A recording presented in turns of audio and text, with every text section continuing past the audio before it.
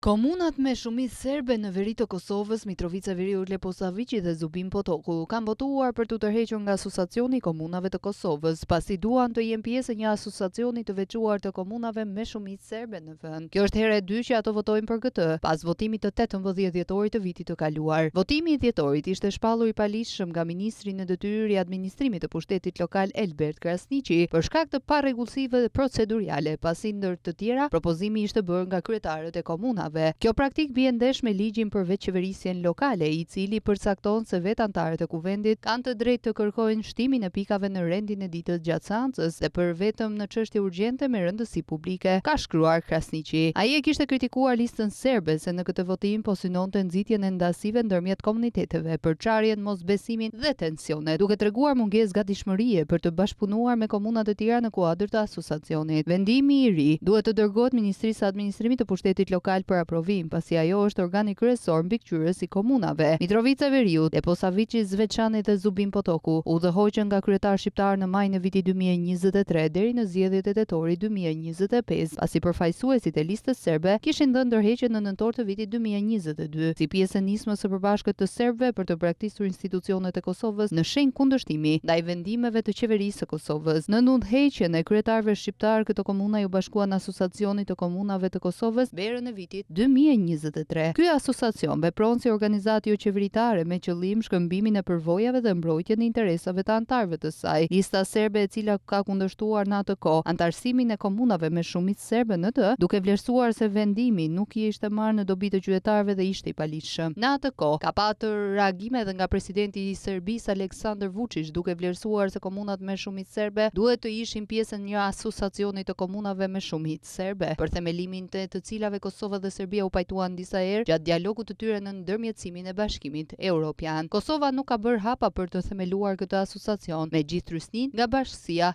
ndërkombëtare.